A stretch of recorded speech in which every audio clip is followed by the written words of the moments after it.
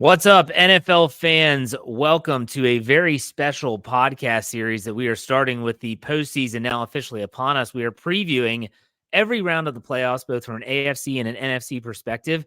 Today, we have the wild card round. We are going to start off with the AFC, the American Football Conference. And joining me, Jeff Hartman, is Wesley Coleman. What's up, Wesley? How's it going? Well, I mean, it is the playoffs, and the New Orleans Saints are not in them.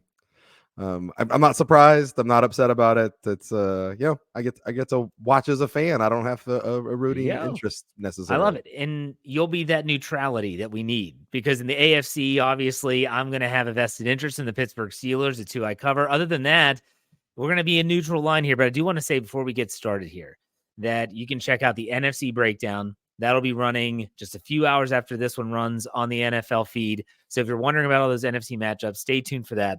But when we talk about the AFC, we do have to start off because we're going to talk about a lot of games. The Baltimore Ravens are the team sitting at home. They earned themselves a first-round bye.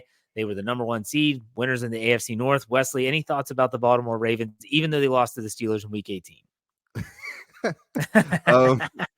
I mean, I'm gonna say that they're the best team in the NFL right now, with what they've been doing, and they're the scary mountain that somebody's going to have to climb at some point. Mm-hmm. Now, who knows what that's going to look like, resting your starters and having another week off. I've seen it not work.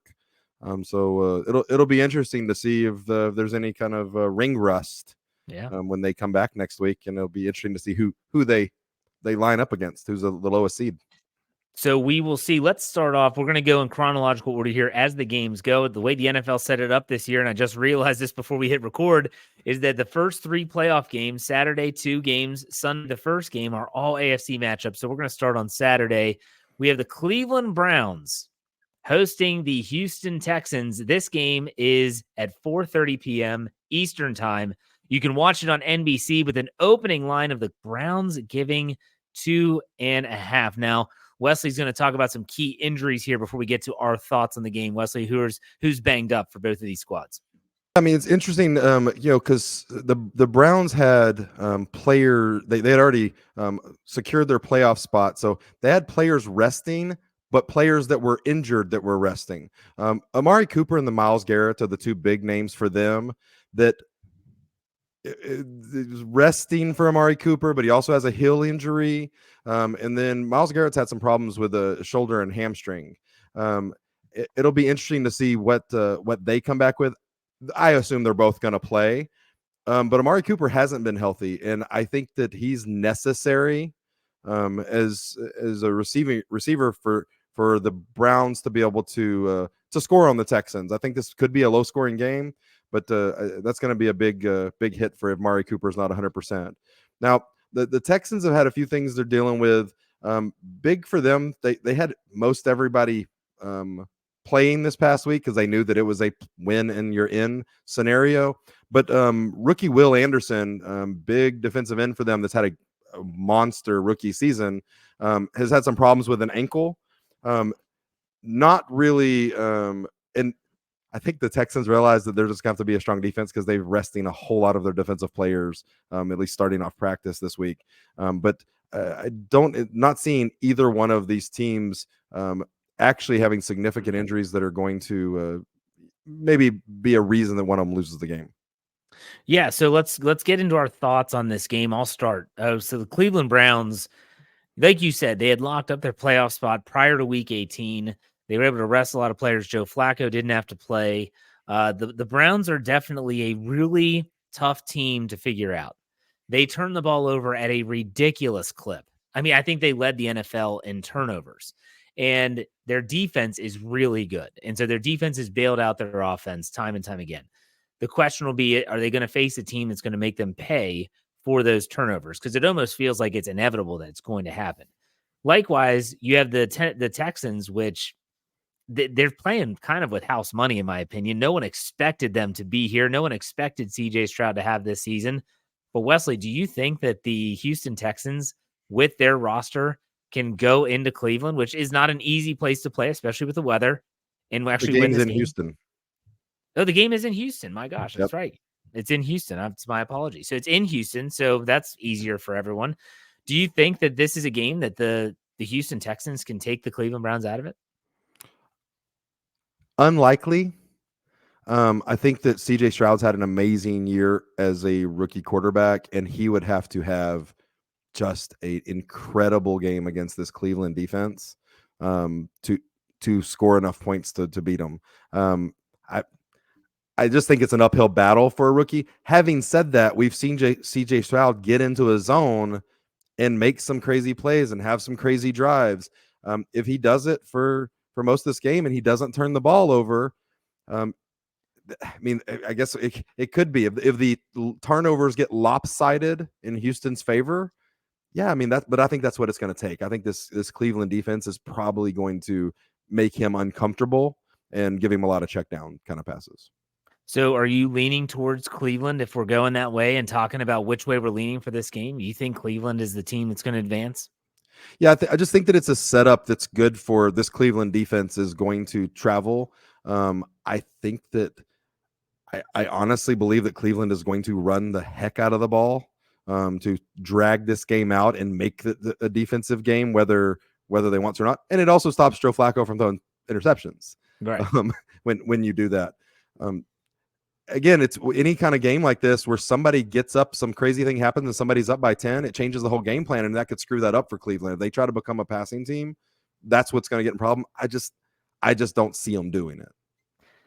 I said that a couple weeks ago when the Browns were getting ready to play. I think it was week 17. I said they're going to run the heck out of the ball, and Joe Flacco throws it like 35 times, and he has 300 yards passing, and he also throws a lot of interceptions. There's a part of me that thinks that Kevin Stefanski is kind of like, we're going to air this thing out. And maybe it's that they don't trust the running game of Kareem Hunt and Jerome Ford, and they don't think that that's a Nick Chubb style backfield where they can just grind it out. I'm going to be honest. If there's an upset in the making, and it technically by seeding, it's not an upset because the AFC South champion was the Houston Texans, and that's why they're hosting the game, which I should have known that. Nonetheless, I think there's a chance that this is the upset alert for me in the AFC. This is the upset alert. This is the game that I could see CJ Stroud and the Houston Texans going into this game saying, we have no pressure on us at all. No one thought we'd even be here, and they go out and win this freaking game. I could see it happen. Yeah, I mean, and if the CJ Stroud big time quarter is the first quarter and this game's 17-0, 8 minutes in, I mean, Cleveland's going to have to abandon that running, and they're going to have to figure out a different game plan that's not going to make them comfortable. So I mean, I'm not calling this to me is probably the closest game of the entire weekend, maybe. Where I could see either team winning. It's not going to surprise me. It's playoff football and defense travels. And I mean, I still can't believe we're talking about Joe Flacco in the playoffs. it's insane to me. Well, yeah, this is the game on the AFC docket that could be sneaky good. Yeah. There's a couple games, and there's a couple on the NFC side too that could be sneaky good, where everyone's like, oh man, is this game going to be good? I think it could be. I think Joe Flacco turns into a pumpkin. I'm going to take the Houston Texans in this one. Let's go to the next game. This is the Kansas City Chiefs. They're actually hosting this one. I know that. Kansas City versus the Miami Dolphins. And this is supposed to be, could be the coldest game in playoff history in the NFL. I think that the high temperature for the day is going to be around 0 with wind chills way in the negatives. This is going to be interesting. The opening line is Kansas City's giving 3.5 points. Game time is 8:15 p.m. Eastern time. And just so I love the NFL for having this only on Peacock, you cockroaches. But anyways, that's neither here nor there. Let's talk injuries. There's some big injuries in Miami. I know that. What do we got? Yeah, so starting off with the Chiefs. So Morris, their left tackle, has a concussion and is not expected to be cleared to play by the time the game comes up. Now, why that's a really big deal is because his Donovan Smith, who would be playing if Morris is out, is also dealing with a neck injury. And their offensive line hasn't been great anyway. But if that kind of both of them are out, I mean, you could have somebody who doesn't play NFL football, third, fourth string kind of guy, being the left tackle behind Patrick Mahomes. Now, additionally, Justin Ross is dealing with a hamstring injury. I do not expect that we're going to see Justin Ross in this game. I mean, and them you losing any kind of receivers is never a good deal for them. Now, like you said, the Dolphins are dealing with a ton. First of all, they got 3 linebackers out that are not going to play. And then on top of that, we're hearing that Xavier Howard is not going to play. So playoff great Eli Apple. Yep. If you just listen to his mother, she'll tell you how great he is. Eli Apple is going to be getting the snaps over there. And if Patrick Mahomes has receivers to throw to, that's not good news for the Dolphins. Additionally, Teron Armstead has been dealing with tons of injuries. Like that's what his career is dealing with injuries. And that's your left tackle that, if healthy, is one of the best in football. But he's good for missing half the season. So, and then they additionally have a safety, Javon Holland, who's dealing with both knees are injured, which is just a crazy thing. But they're actually pretty optimistic that Holland's was going to be playing. Just they're kind of resting him for practice. And just to keep adding on, Jalen Waddle and Tyreek Hill are both dealing with a lot. Tyreek Hill hasn't walked right back to the sideline for a couple of weeks, and Jalen Waddle's been rested from ankle injuries. And when you're talking about both of them dealing with ankle injuries, man, that's just stuff that you can tweak at any time, and then you're out of the game. And I think we can agree that their entire defense is gonna kind of run through those guys. And just we're just piling on. Raheem Mostert is also dealing with injuries. I think they would have projected him to be limited to start the week, but their rookie running back probably makes them feel okay about that. Yeah, Achan's pretty good. So I think he averaged like 7 yards a carry this season. It's absolutely ridiculous. It's incredible. But so let's talk about thoughts for this game. You brought this up. Kansas City. Everyone thinks Kansas City Chiefs. They think Patrick Mahomes. They think Travis Kelce and now Taylor Swift. That's neither here nor there. But when they're thinking about the Chiefs, they automatically go back the last few years where it's like this high-flying, high-powered offense. That's not the Chiefs anymore. They're winning with defense. It's unbelievable. Yep. Miami, everyone thinks high-flying offense. They've been grounded by more good teams than I can remember. I think they've only won 1 game against teams that have made that qualified for the postseason this year. So not a good record. I don't know what to think, not to mention the weather. I brought this up on the NFL Whip Around with Coach Kevin Smith. What would you do if you're in Miami? How do you get ready? He said, we'd fly there early and try and get acclimated that way. I don't know if they're doing that. I doubt they are. Wesley, what are your thoughts on this game? Man, I mean, we beat around the bush. It's 2 degrees is the real temperature. They're expecting it to feel like -12 to -14 on the field. Gosh. I don't know if anybody's going to be able to throw and catch the ball like consistently. And this is certainly, I don't believe, going to help the running around Patrick Mahomes, what kind of makes him good, and throwing it up to Travis Kelce 40 yards downfield. I just don't see that happening. And if we're just going to get down, if both of these teams are going to be hamstrung, not an injury joke, if they're both going to be hamstrung to where they have to be running teams, the Dolphins will run away with this game. I mean, they're clearly the better hand off the ball and see what one of these running backs can do teams.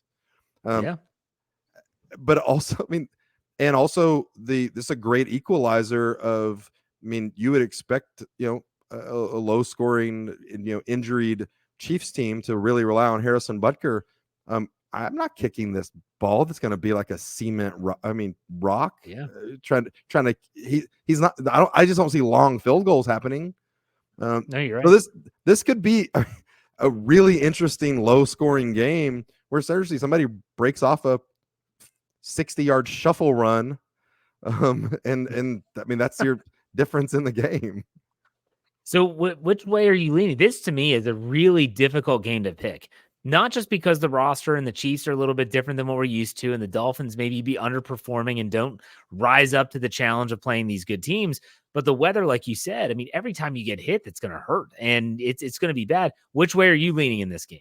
Yeah, the weather completely flips the game for me. If this is played inside or in good weather, I think this is the Chiefs destroy the Dolphins. I don't think the Dolphins are good this year. But if you tell me that the weather is going to be bad enough to where the two teams both have to just run the ball because you cannot physically throw and catch it, the Dolphins are going to win this game. And I don't think they're the better team. I think it really comes down to that. That kind of the weather change like that. I definitely don't think the Chiefs cover the 4 points. I think it's a closer game. I think that's a ton of points for what I assume is going to be a pretty low scoring game. I am actually leaning towards the Chiefs in this one. And I agree. The better running team is Miami. The stats show that. But the Kansas City Chiefs, they've been there. They've done that. They win at home. This might be an ugly one. Maybe it's a Travis Kelce reception that gets him in field goal range with time expiring. You know how that works. I'm leaning towards the Chiefs here in this one. Well, can anybody confirm whether or not Tay is going to be at the game? Oh. If so, Travis probably knocks it out of the park. I mean, he might get 3 touchdowns.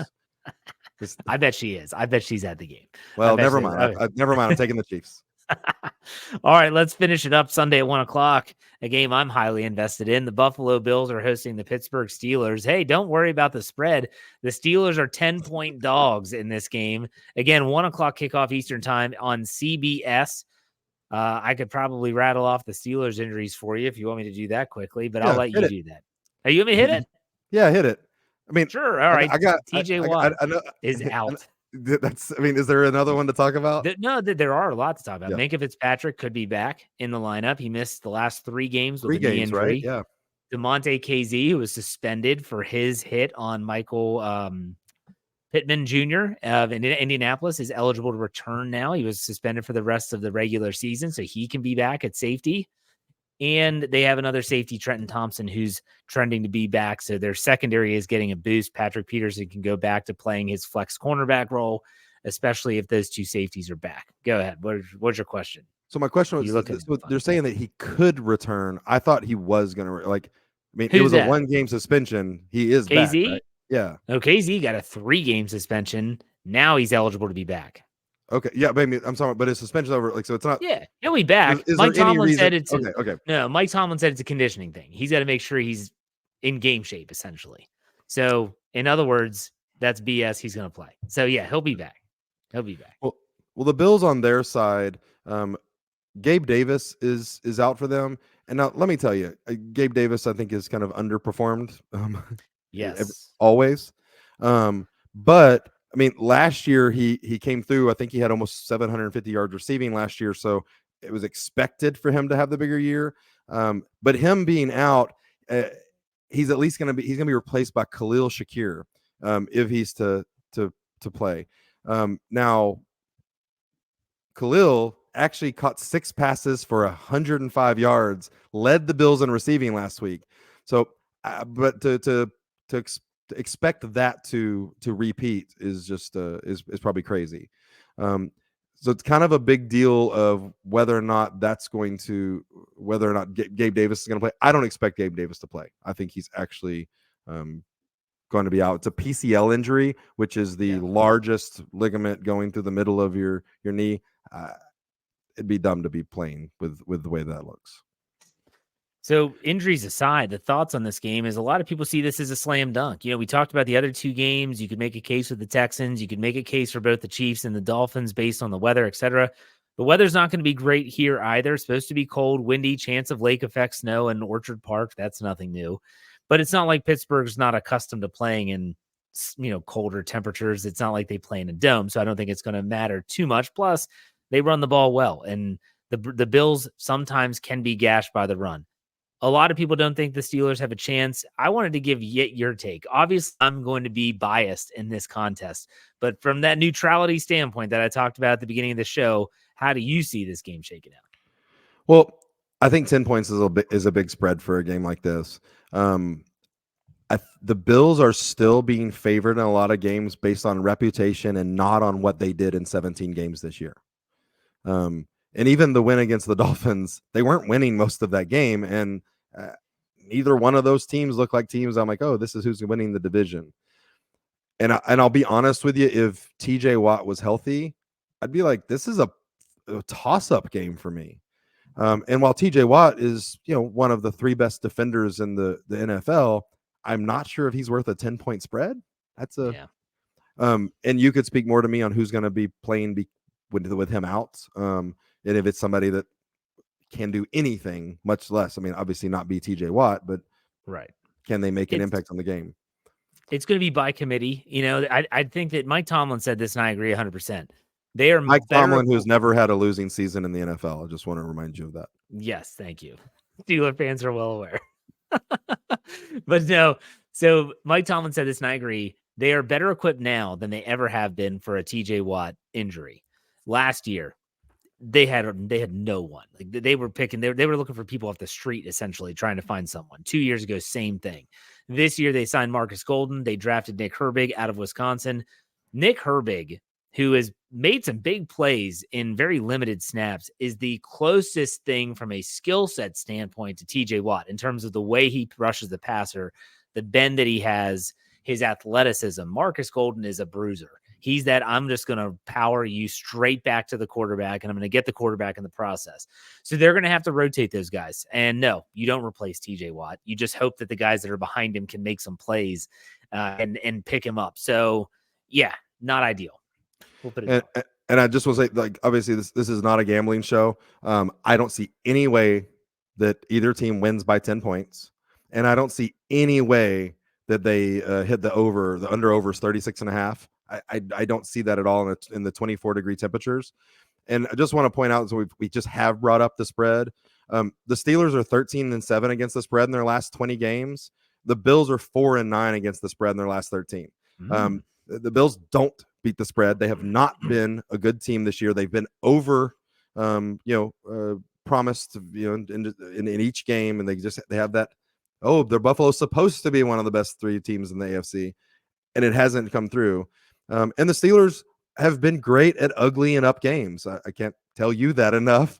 They've slowed games down. They've punted a whole lot, but the defense has made the other team punt a whole lot. And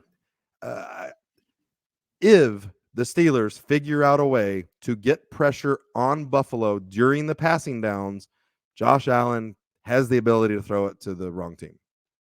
Absolutely. And it just real quickly, a couple of those going the wrong way makes this game funky. And I think where I trust Pittsburgh in this game is Pittsburgh to commit to the run, even if it's rush 3 times and punt. They'd almost rather do that than throw a couple of stupid passes.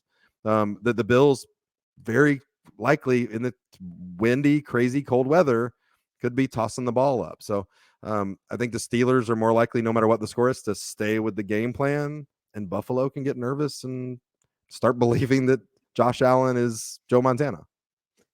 Yeah, this is going to be interesting. It's going to be an interesting game. The recipe for the Steelers defense is going to look different. If they can make them one-dimensional, I say if because it's not a guarantee. If they can stop the run, they have had games where they have just run all over the opponent. Think back to when they played Dallas and Josh Allen didn't even have 100 yards passing. It's possible. So their running game is efficient enough that they could do that. If the Steelers can stop the run, it used to be, hey, just let our pass rushers do the thing and just cover well enough. It might be flipped this time. You might have to have more coverage sacks. I think they would be smart to spy Josh Allen. If Minkah's back, have him, working the underneath, spying the quarterback. Don't let him go for those long runs, those broken plays. It'd be interesting. You leaning towards Buffalo, though, still? Yeah, I'm still going to stick with Buffalo in this, which would make Miami upsetting Kansas City, would make Miami the low seed that has to go to Baltimore and get annihilated. I like the Steelers because I'm a Steelers fan, and I want to see them go to Baltimore in the division round because I think Baltimore, I guarantee the Ravens are like just not the Steelers. Like we have to put up with them enough. Lamar's only beaten the Steelers once, so I think that sticks with those guys. Give me this is just your feeling percentage wise. If Pittsburgh wins this, what's the percentage chance that TJ Watt can play in Baltimore? 75%. Brace it up. He's not going to be himself. He's not going to be full strength. He's probably going to take a roster spot from a healthy player, but still, he's probably, if they win a game, he's like, you're going to have to cut my leg off to get me off that field. So yeah, I'll go 75. You agree or disagree? Yeah, I think that I think it's probably greater than that he suits up, but he ends up taking 20% of the snaps. Yeah, and that's fine. That's fine. Yeah. So, all right. That wraps up the AFC side of things. We are going to be back in probably about an hour, I guess. Maybe it's already published talking about the NFC. But until then, Wesley, how can they find you on social media? Yeah, I'm on at WhoDatWesley13 on X or Twitter. I also cover the New Orleans Saints with the Dome Patrol. We're at Dome Patrol PCast, but I'll talk to you about anything. Doesn't have to be the Saints. Come talk to me about some Mavericks basketball too. There you go. Very good. You can find me on Twitter at jhartman, HERTMAN_PIT, all my Pittsburgh Steelers coverage. Found at the Steel Curtain Network. We'll be right back talking NFC. Stay tuned.